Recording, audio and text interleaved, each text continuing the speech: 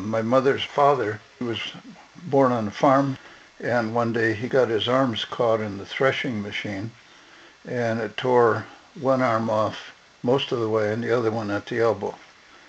So he was brought to a hospital in Amsterdam on the back of a wagon. No one expected him to live, but he recovered. That was probably around 1890, I would guess. So I think he was 14 years old.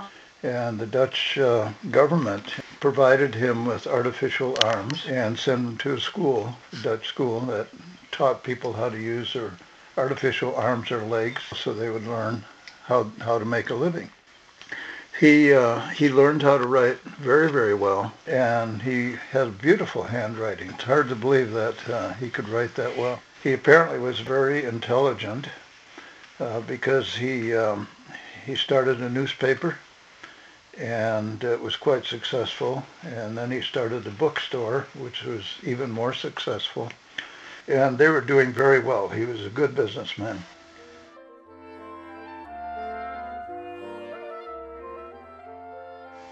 My mother's mother was very handicapped. She had trouble walking, and she was bent over. She was born that way. I think she was somewhere between 7 and 9 years old, and first one of her parents died, and then the other parent died. And she lived with her grandfather, I think a year or two, and then he told her, he says, "I'm dying, and you have no other relatives to go to. You're going to have to find an orphanage to go into." And he said, "I'm too weak to do it." So she was less than 12 years old, or about 12 years old. She was going to all the different orphanages, knocking on the door and saying, I think I'm going to be an orphan again in 4 months or something, and tried to get one to accept her, and finally one did. So her grandfather died, so she went to live in the orphanage. I don't know how she met her husband, who, as I said, was handicapped, but at any rate, they got married. So it was two handicapped people marrying each other. They had 9 children, 3 girls and 6 boys.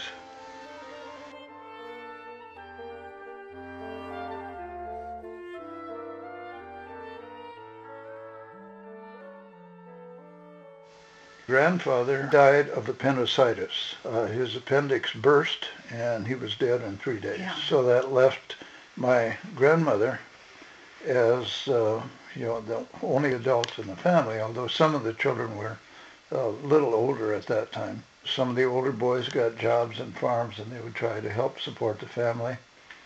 And my grandmother tried to run the newspaper and the store, and she just was not a good business person. So eventually she had to sell the newspaper and the store, and then they had nothing except the money from that.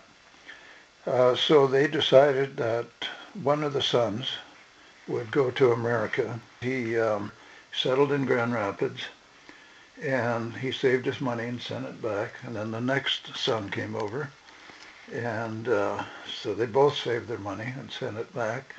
And then the next son came over. So all 3 were working here and sending money back home.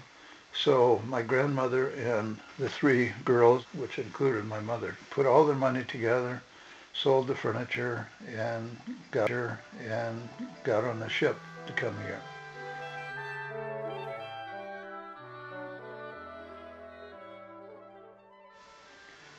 When they landed in Hoboken, they got off the boat and they went to look for the youngest brother. They were going to live with him, and he was going to support them until they got settled. He was supposed to meet them in Hoboken. And they went up and down the docks, looking everywhere. For 2 hours they looked, and they didn't find him. Back to the room on the ship,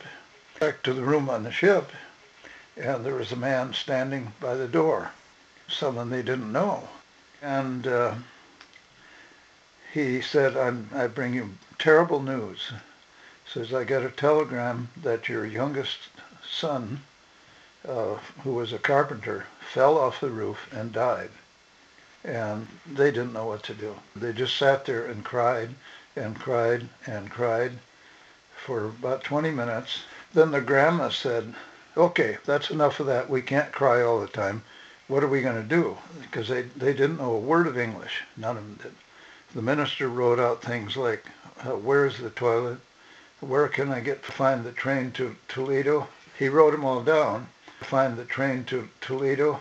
He wrote them all down so they could go up to people and show it to them, point to the right question.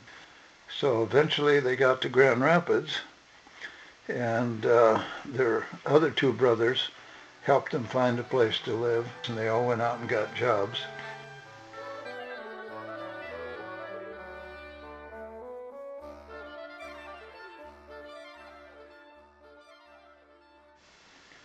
My mother got a job at the Christian Association, and her job was cleaning toilets.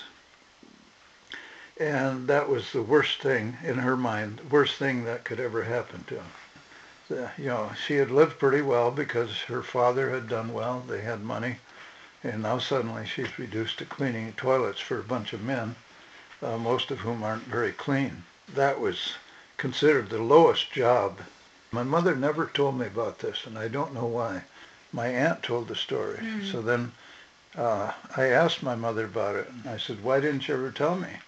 She said, well, I didn't think it was that important. She said, besides, I'm trying to forget those days. She said the best day in her life, her entire life, was the day when she got promoted from cleaning toilets to changing the sheets on the bed. And that meant so much to her because she was no longer the lowest one in the building.